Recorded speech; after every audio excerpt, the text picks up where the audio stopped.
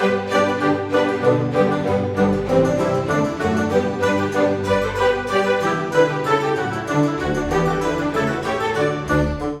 Dark Materials is definitely my favorite trilogy of all time, so when author Philip Pullman said he was returning to the same universe, I was of mixed minds. I wanted to see more of the world of daemons, witches, and talking bears, but the story was done, wrapped up satisfactorily. Oftentimes when an author continues along with a series or an idea, they milk it too much and the reader just gets a stale experience book after book. Hello, Terry Goodkind. But no need to worry about that here, because Pullman definitely delivered with the first in his next trilogy, The Book of Dust, La Belle Sauvage. This new trilogy doesn't pick up where his Dark Materials left off. It actually precedes it, and follows an 11-year-old boy named Malcolm and his daemon Asta. He works in his parents' tavern and volunteers in the local church, helping the friendly nuns with their cooking and cleaning. Soon, things start changing around Malcolm. He accidentally uncovers a spy network and gets recruited by a professor.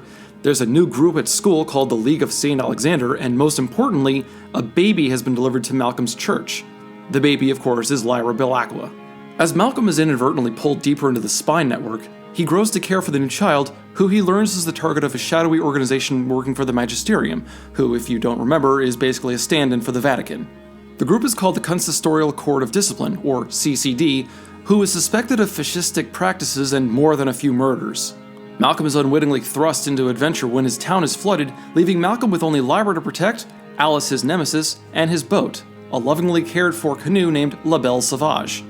Malcolm makes for a compelling main character. He's young, but not really naive.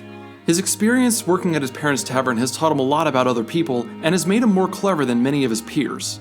He's even able to use this experience to trick a drunk into helping fend off the central villain of the novel. The first thing I noticed as I delved into this book was how hard the world grabbed my attention. Pullman's story starts us in an alternate Oxford, England, somewhere in the mid-20th century. Pullman crafts the scene so well that one could see the tavern walls all around them and even smell the food as it was brought out to the patrons. As the saying goes, some books can pull you into their world. Others don't give you a choice. And this level of detail remains throughout the book, so it becomes very easy to imagine every minute detail, every nook and cranny as the characters go about their days. If you've read his Dark Materials before, or if you've read a dissenting review of it, then you're well aware of the anti-religious themes the books had. Well, if you hated that about the original trilogy, then stay away from this one, because not only is the Magisterium back in full force, but now there are obvious comparisons to the Nazis. The start of this is when Malcolm witnesses members of the CCD drag a man away, only for the man to have accidentally drowned. Malcolm later learns that the CCD has been doing this for a while, and that there's a secret organization dedicated to stopping them somehow called Oakley Street, almost like a secret French resistance. One of the more on-the-nose examples comes from when a woman comes to Malcolm's school and tells of St. Alexander, a young boy who betrayed his family to the church and was considered a hero for it. Kids are then invited to join the League of St. Alexander and report so-called wrongdoings to the CCD. A few teachers go missing because some kids reported them, and the Hitler Youth allegory is complete. While I did think the Nazi parables in these groups were a little obvious in their design, they are certainly effective. The plot is admittedly a slower one than Pullman's previous books. While reading, I kept thinking back to the Golden Compass, or the Northern Lights if you're across the pond, and how much more adventure Lyra had in comparison to Malcolm. It doesn't drag really, but if you're looking for exciting action scenes or kidnapping plots, then you'll likely be disappointed. The first half is all about setting up the characters and plot points for later in the book, or possibly in the series. Two of the more important side characters set in are Hannah Relf and Gerald Bonneville. Relf was a scholar who studied the alethiometer in great detail, though she couldn't read it as well as Lyra. She was the one who used Malcolm and turned him into a spy. She was a well-intentioned character, refusing to comply with orders if it meant putting Malcolm at risk, and otherwise had an impressive library, so of course I like her. Bonneville probably had a library somewhere, but he's a monster. And I mean that not only because of the sexual assaults he's accused of, but because his demon was a hyena that was missing a front leg. Since humans and their demons are linked, losing that leg would have felt like losing an arm to Bonneville, but he just carried on like it didn't matter to him. There was speculation that he was also the reason his daemon had lost a leg, so that raises all sorts of questions and implications. We also see returns from fan-favorite characters such as Lord Asriel, Mrs. Coulter, and Farder Horam, who warns about the flood in the second half of the book. And of course I have to mention the demons, an aspect I loved about the first trilogy. Even casual readers can pick up that demons are representative of their humans' personalities. Not only does this illustrate how twisted Bonneville is, but it emphasizes the potential that children have, which is why their demons can change shape. This is where I get a little critical of the book though, because while it was obvious that Lyra and the people around her were always accompanied by their demons in the first trilogy, I found it really easy to forget about them in the first half of this book. Demons don't really do much, outside of Malcolm's demon, and they barely speak.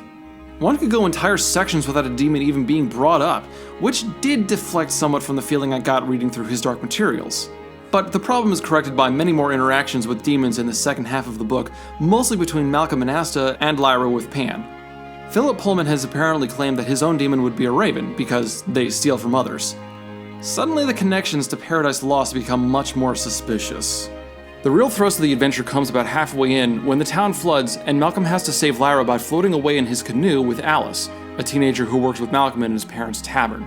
She butts heads with Malcolm from time to time, but had a scary run-in with Bonneville, which is why she agrees to help Malcolm. They travel south to London to try to find Lord Asriel and return Lyra to him.